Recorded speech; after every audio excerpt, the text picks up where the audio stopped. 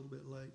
Okay, call the meeting to order. The first thing we're gonna do is discuss possibly approved minutes of November 30th, 2020 special meeting. Hear a motion? So moved. Second. Okay, any questions, any discussion? Everybody agree? Okay, call for the vote? Shropshire, Yes. Nance, Yes. Trammell. Yes. Okay, that one's done. Next thing on the agenda, discuss possibly recommend council action regarding amending the tobacco ordinances to show legal age of 21 years. I'll entertain a Oh, motion. second. I keep You forgetting. ready, Jimmy? Which, there's two of them, right? There's a bunch of them. Several. Yeah, there's a bunch in here. First, Yeah. yeah. Are you gonna second the motion? 21. All right, Jimmy seconded. Okay, discussion. Hang on, I'm sorry. Who, okay, you made the motion, I'm Uh-huh. sorry. Yeah. Okay. Okay. Okay, it looks to me like the biggest part of everything in here was changed, basically from 18 to 21. That was about the biggest changes, right? That's it. That That's was it. Yeah. And as we talked about before, it's already a state law and it's already a federal law. And even in the military, they have raised the legal age to 21. So we're basically following suit. Yes, sir. Yeah. Further discussion? No. Call for the vote. Nance, Yes. Trammell, Yes. Shropshire. Yes. Okay, that one passed. Number 4, discuss possibly recommend council action regarding ordinance limiting usage and parking of commercial vehicles, trailers, and mobile homes within the city limits of Pryor Creek. Entertain a motion. Make the motion? Okay, motion's been made. You gonna What the second it? motion, You gonna second the motion? To discuss? To discuss. just, yeah, I'll second. Okay, discussion. Well, there's a lot of, I sent my notes out to this thing. I couldn't print anything off, so I don't have a printer at my house, so. But I sent, did you get all my comments, Kim? Let me just tell you what I've done, and then we'll see if there's a better way to do it. All right, So what I did is I made the storage of all these RVs and trailers and campers and everything a special exception in the residential neighborhoods. In the commercial, anything that would be commercial Let me see or that. ag,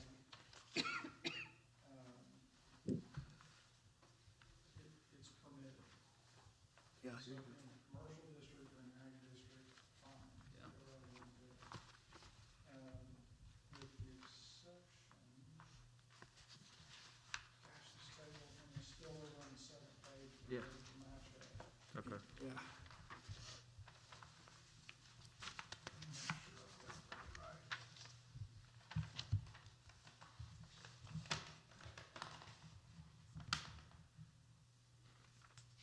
No, that's right. So any commercial district or ag or industrial, no problem.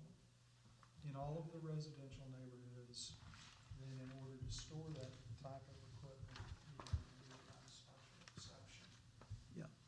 The reason I did that was because there's no end to the differences between properties. I mean, somebody may have a privacy fence already around their backyard and they want to store something back there. And maybe they've even got a gate in the back where they can get in off another street or a alley or whatever. You know, somebody else may not have that and it would require storing it out front somewhere. So if we make it a special exception, then they've got to go through the special exception process, pay their application fee to get a special exception, give notice, come in and have a hearing. And then the Board of Adjustment can decide what's appropriate under the given circumstances, to allow that or not. You know, if somebody's already got a privacy fence out back and they don't have any neighbors or anything like that, then they say, you know, we're just gonna allow you to do it. Depending on where it's at,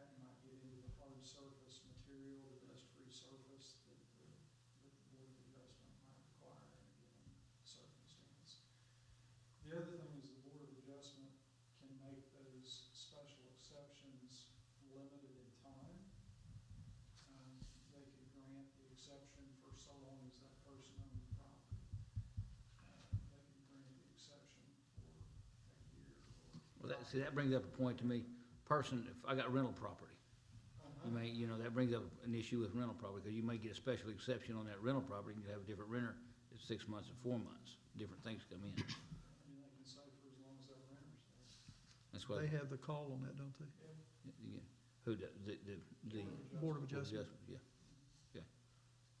But who can, the question is who can file for it? The property owner's the only one who can file for that special exception? Yes, Yeah, yes. so that's one, make sure that, because we've had some issues in the past where we've put in whistles, on drainage ditches for rental properties, and, when they're out, previous, and, then they move out, then you got a big mess, and so. No, those special exceptions are supposed to be filed by the property owner. We probably need to make sure that our folks who process those applications know that. It's in the code. The other thing is if we do go this route, we probably need to make sure that the Board of Adjustment needs to look at these pretty close. Real, yeah. Understand that they can limit on a time frame or who's owned the property or things like that. And how about inhabitants? We talked about that earlier, but how about inhabitants? Yeah, I mean, one of the things that the police department have brought up is that they'll have people that may be working on a house or whatever, that may pull a motorhome up or just live in a motorhome or a trailer or something like this. This would prevent that, for any period of time that is longer than 7 days. And one of your comments was on the time period and how that works. Yeah. What are your thoughts on that? Well, that's my thing, because the way it was written, structured before, I felt like that I have a boat, okay?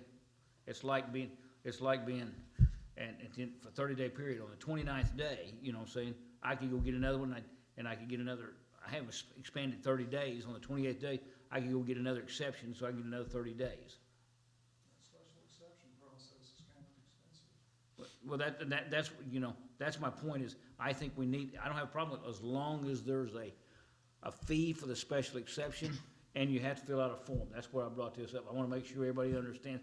If you file it's not a $50 fee, it's a expensive fee. We don't need to, because everybody can do it, so. Well, the thing about it is, we don't want to keep people from storing their boat or possibly their RV or whatever at their residence. We don't want to force them into having to go pay rental somewhere to rent it at an expensive fee to own a travel trailer, a boat, or something like that. That's not something we really are looking And I've got forward to. 2 of those incidences in my neighborhood.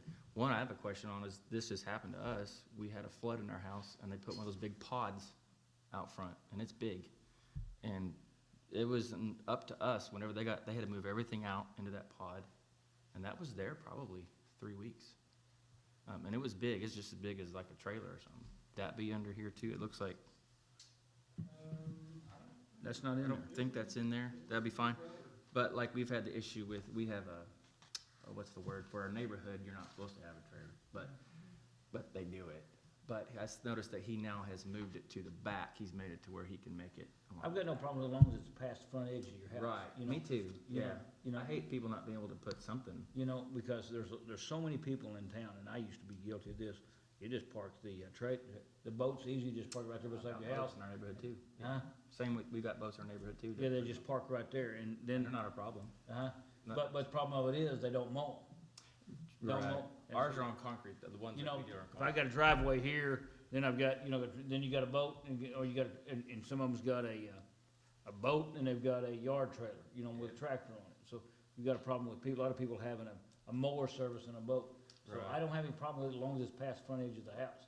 And I'd like to see that language somewhere past the front edge. Because it is kind of dangerous to where one of the neighbors was usually not upset, but if you try to, like if you're driving down the road and their kids are playing Yeah. out front, sometimes you couldn't see around until it was almost too late. That is kind of That's a dangerous. safety issue. That's a safety thing, yeah. The Board of Adjustment should make those calls, I think. I agree. Because, the configuration of each lot may be such that in some instances, it would be okay to have it out there temporarily. Right. You can fix a time period and say, yeah, you can have it out there. I personally like to see the language in there, it must be past the front edge of the house. That's me. I think that ought to be there. I don't think under any circumstance in my opinion. Well, I drove, You know, I'm not past the gonna- front edge of the house, and there's gonna be, over in my neighborhood, you know, there's several people that's got, someone's got a motor home, okay? And they got boats, but they're all past the front edge of the house. Well, Like behind, you're talking about It's behind. behind it, setback that's, further? yeah, setback, you know, you got your front building line, basically what's front building line. So, that's I think it needs to be behind the front building line. well, I think that what we ought to do is make sure that it follows safety rules, okay? I know where there's one over there now that's a really nice Airstream trailer, a really expensive trailer, and it's parked beside somebody's house, but It's back, it's also right there, the first thing you see off of the road. I mean, it's not like we're But gonna wanna, but it's past, it's back front building. So Yeah. one of the things that I did in that very first number one paragraph is I indicated that any special exception has to be made subject to applicable state and local laws, rules, and ordinances, including but not limited to motor vehicles and traffic code. right, So the reason I did that was sight distance, because when you look in our motor vehicle and traffic code, you can't block vision, can't block view from streets. So if you've got one that's parked out there that's blocking the view at an intersection, obviously, we're not gonna allow that. right, Uh, right, that's. That would kind of fall under what he's saying a little bit, It does, but it doesn't say But- behind. but it doesn't say That's- specifically. Yeah, and to me, I think that's what we need to, I wanna see, I'd like to see language behind the front building line. Because I just think there's too many instances where if you don't, then if you have a set deal that needs to be behind it, that way you know when it is, period. That's set in that stone. So when you say behind the front building line, are you talking about a setback? Yes. Yes. What if you got one of these houses that sits way the heck and gone off of the back of the property, and then you're gonna try to get a, It would I think each individual, You know, There's nothing wrong with putting, in here that it has to be behind the setback line. now that would be good, yeah. so, Because if your house set 50 feet back and the setback line was 20 feet, that wouldn't keep you from putting it out front if the Board of Adjustment said it was okay. If it was safe. Mhm. But you sure couldn't put it up any closer than our building setback line if we have that in there. so I think something like that needs to be in there. The Board of Adjustment would have to make sure that was, Now, Then on that time period question, I've said for 7 days, I mean, it can be there 7 days in any 30-day time period. So that'd be 7 days in a month. Okay. And I think I said, any day, 30-day time, but that says 30-day time period, so not a that- month, that's not a month, that's 30-day time period. it's a 30-day time period. I think it would be so inconvenient for somebody to try to move it in and move it out. yeah, To play with that 30-day time period, I can't see where it'd be. no, I can see people do it, because they do it, they do basically, if you go to Afton Landing or some of the state parks, they do that, they'll move it from one, they'll move it from one to the other to get around that, and then you get around it, and that's one thing I was saying. They'll just go out there and hook it up, move it, then they move it right back for one day. Well, I'm not gonna say nobody would ever try to play with Well, this, yeah, but yeah, so, it would be. it'll be tough. It'd be rare, I Yeah. think. So if I hear what you're saying, you want me to change the language so that it's located behind the setback line, right. period. Mhm. And, do you want me to change the language so that it would cover like storage pods? Things like that? Well, Well, like he said, that was an emergency situation. You had a flood. You had to have a way to get all the furniture and It's everything rare, but out you'll of the see them house. every now and then. But, But storage pods is getting to be more and more in town. Yeah, Yeah. I do see them more often. Yeah, more and more in town. But now my question on the storage pods is, a lot of people just, are you getting storage pods and just putting them out there? Some people are just putting junk in there. Putting well, junk, that's a storage building. but, yeah. but, you But they'll know, use a pod. they'll use a pod. Yeah, The question is that covered underneath, I don't know. is that covered underneath somewhere else in the code, in the code for storage buildings? You see what I'm saying, Tim? You see a lot of people just bring storage pods and park them right beside their driveway. Now that's their storage building. Connex container, yeah. Yeah, but, you know, I'll look and see if it's covered by anything else. Yeah. And if it's not, I can do something with this language. Cause it doesn't Cover- look good. I mean. no, it doesn't look good at all. I hated having mine. I wouldn't want one in my neighborhood at all. I hated it. cause there's a couple over there in our neighborhood too. That's You what- really couldn't see around the corner very well from when I drove, I didn't like it. Yeah. People are using that, and, you know, They do, yeah. to me, that probably has a different, an ordinance just for storage. You need to have a permit. To me, if you're gonna have, that needs to be permitted. That would be, yeah, that makes To me, a storage pod ought to be permitted some way, Kim. It'd be like a storage building, or, I guess we need to say a storage facility of some sort, that way we can cover a lot of Yes, different ground. Because right now, if you, now, correct me if I'm wrong, if you build a building that's not on, if it's not permanent, if it's just on skids, you don't have to get a permit. That's what I'm thinking. I think so. Yeah. I'll look at the code Yeah. and see. You don't have to get a permit, so they can do it, and that's the way they're getting around it.